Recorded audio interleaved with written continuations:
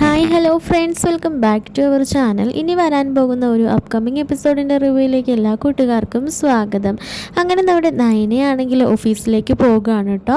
അപ്പോൾ ആരും തന്നെ പ്രതീക്ഷിച്ചില്ലായിരുന്നു ദേവയാനി അതിനെ സമ്മതിക്കുമെന്ന്.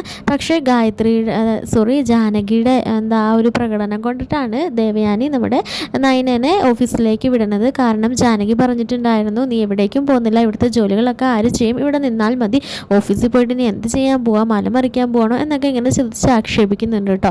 ഈ ഒരു സംസാരത്തിൽ ആകെ വിഷമിച്ച് നിൽക്കുന്ന നയനനെ കാണുമ്പോൾ ദേവയാനിക്കും സങ്കടം തോന്നുന്നുണ്ട്. അങ്ങനെ ദേവയാനി പറയുന്നുണ്ട്, ഇവളെൻ്റെ മരുമകളാണ്, നീയല്ല തീരുമാനിക്കേണ്ടത്, ഞാനാ തീരുമാനിക്കുന്നത്, പിന്നെ ഇവളെവിടെ പോകണം, ഇവളെന്ത് ചെയ്യണമെന്ന് നീ പറയേണ്ട കാര്യമൊന്നുമില്ല, ഇതിനിവിടെ അർഹതപ്പെട്ടവരുണ്ട് എന്നൊക്കെ ഇങ്ങനെ പറയാൻ കേട്ടോ.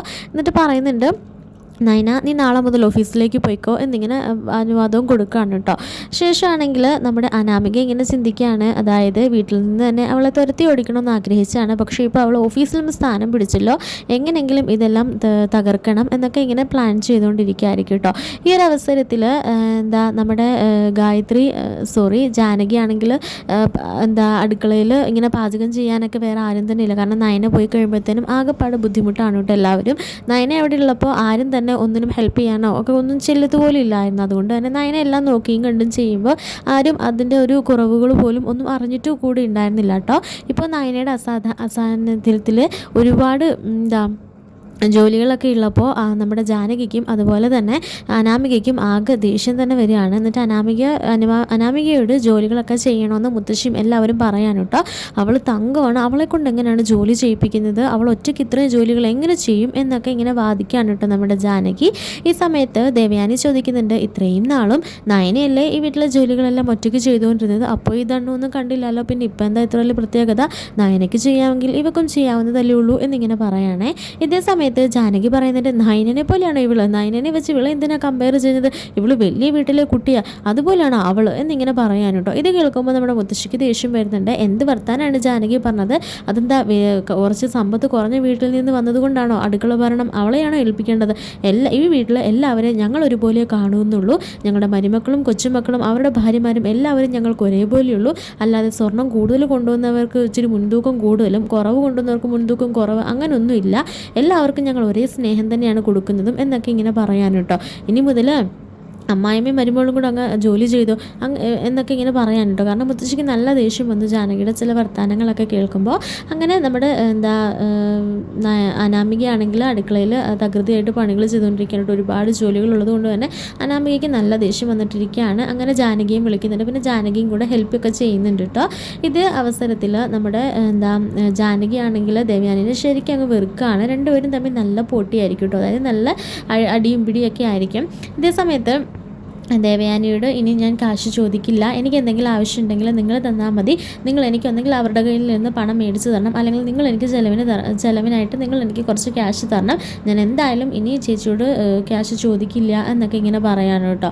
ഉടനെ ഞാൻ എങ്ങനെ പോയി ചോദിക്കുന്നത്, ഏട്ടത്തിയല്ല ഇത്രയും നാളും ഇവിടെ ക്യാഷുകളെല്ലാം ഡീലിങ്സ് ചെയ്തുകൊണ്ടിരുന്നത്, അതുകൊണ്ട് ഇനി ഞാനൊന്നും ഞാൻ ചോദിക്കില്ല, എനിക്കിതിൻ്റെ കാര്യം അറിയത്തുമില്ല, ഇനി ഇതൊക്കെ അച്ഛനും അമ്മയും അറിഞ്ഞാൽ ഇനി എന്തൊക്കെയായിരിക്കും ഇവിടെ ഉണ്ടാകുന്നത് എനിക്ക് പോലും അറിയില്ല, അതുകൊണ്ട് നിനക്ക് ആവശ്യമുണ്ടെങ്കിൽ നീ ഇപ്പോൾ ഏട്ടത്തിയോട് ചോദിച്ചാൽ മതിയെന്ന് നമ്മുടെ ചെറിയച്ഛനും പറയാൻ കേട്ടോ. അപ്പോൾ ഇതെല്ലാം കേട്ടുകൊണ്ട് നിൽക്കായിരിക്കും കേട്ടോ ദേവയാനി. അപ്പോൾ ദേവയാനി അങ്ങനെ തീരുമാനിക്കുകയാണ്, അതായത് എന്നോട് നിനക്ക് പണം മേടിക്കാൻ ബുദ്ധിമുട്ടല്ലേ, എങ്കിലും ഞാൻ കാണിച്ചു തരാം എന്ന് പറഞ്ഞിട്ട് ദേവയാനി ആണെങ്കിൽ താക്കോൽക്കൂട്ടം എല്ലാവരുടെയും മുമ്പിൽ വെച്ച് നയനയ്ക്ക് കൊടുക്കാൻ കേട്ടോ.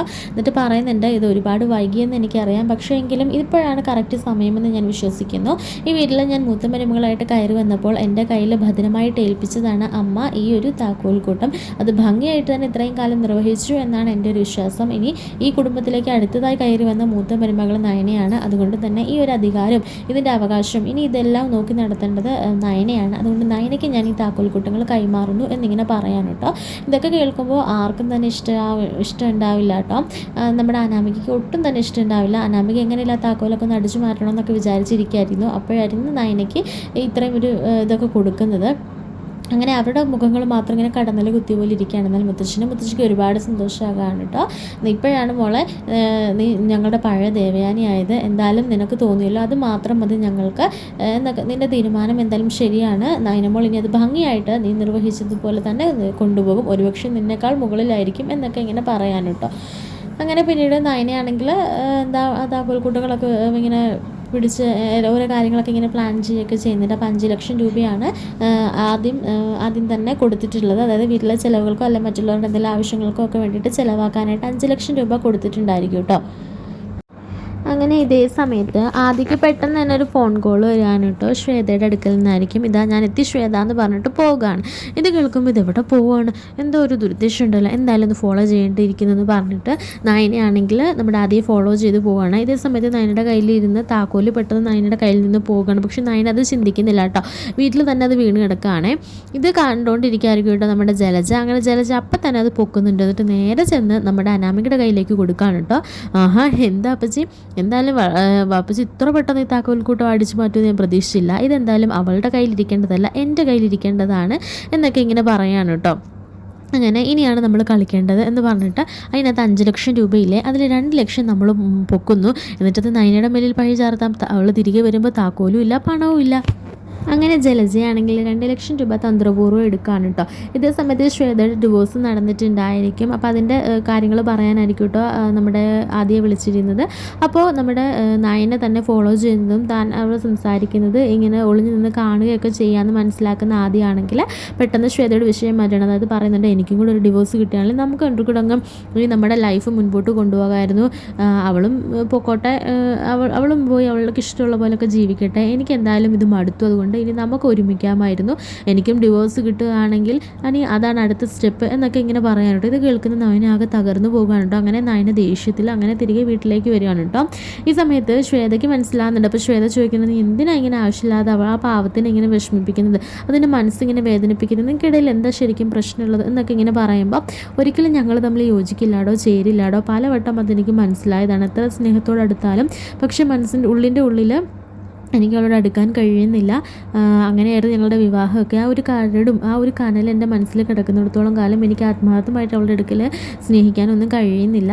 അപ്പോൾ അവൾ എൻ്റെ അടുത്തുനിന്ന് പോകുമ്പോൾ അവളും രക്ഷപ്പെടും, അവൾക്ക് നല്ലൊരു ഭാവിയുണ്ട്, അവൾ നല്ലൊരു ഡിസൈനറാണ്, അവളും രക്ഷപ്പെടട്ടെ, എനിക്കെന്തോ ഞങ്ങളുടെ ലൈഫ് ഒരുമിച്ച് പോകുമെന്ന് ഞങ്ങൾക്ക് തോന്നുന്നില്ല എന്നൊക്കെ ഇങ്ങനെ പറയാൻ കേട്ടോ.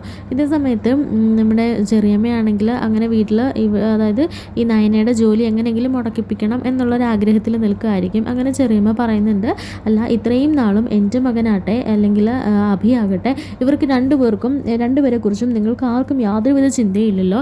ഇന്നലെ കയറി വന്ന നയനയ്ക്ക് 1 ലക്ഷം രൂപ സാലറിയും കൊടുത്ത് അവളെ ഓഫീസിലേക്ക് എടുത്തു. അപ്പം ഞങ്ങളുടെ മക്കൾ ഈ കുടുംബത്തിലെ ആരുമില്ലേ, അല്ലെങ്കിലും ആദിക്കും ദേവയാനി ചേച്ചിക്ക് മാത്രമേ ഉള്ളൂ ഇവിടെ എല്ലാം സ്ഥാനം, ബാക്കി ഞങ്ങളെല്ലാവരും ഇവിടെ അടിമകളെ പോലെ നിൽക്കുക, അതല്ലേ വാസ്തവം എന്നൊക്കെ ഇങ്ങനെ പറയാൻ കേട്ടോ. ഇതൊക്കെ കേൾക്കുമ്പോൾ മുത്തശ്ശനൊക്കെ ഒരുപാട് ദേഷ്യം സങ്കടമൊക്കെ വരുന്നുണ്ട്. പക്ഷേ ജാനകി ആണെങ്കിൽ ഇങ്ങനെ പറഞ്ഞുകൊണ്ടേ ഇരിക്കുമായിരിക്കും കേട്ടോ, എൻ്റെ മകൻ്റെ വിവാഹം കഴിഞ്ഞതാണ്, ഇനി അവനൊരു കുടുംബമായി, പക്ഷെ അപ്പോൾ പോലും അവനൊരു ജോലി കൊടുക്കാൻ ആരും ഇവിടെ തയ്യാറായില്ല. എങ്കിൽ ആദിയുടെ ഭാര്യയ്ക്ക് ജോലി വേണം, അവൾക്ക് സാലറി വേണം എന്നൊക്കെ എല്ലാവർക്കും ഒരു ചിന്തയുണ്ട് എന്നൊക്കെ ഇങ്ങനെ പറഞ്ഞ് ഓരോന്ന് കുശുമ്പെടുക്കുകയാണ് കേട്ടോ. ഈ സമയത്ത് ദേവയാനി പറയുന്നുണ്ട്, ആരും ആരോടും ജോലി ചെയ്യേണ്ടെന്ന് ഒന്നും പറഞ്ഞില്ല, നമ്മുടെ കമ്പനിയിൽ എപ്പോൾ വേണമെങ്കിലും ആർക്കും എല്ലാം ജോയിൻ ചെയ്യാം.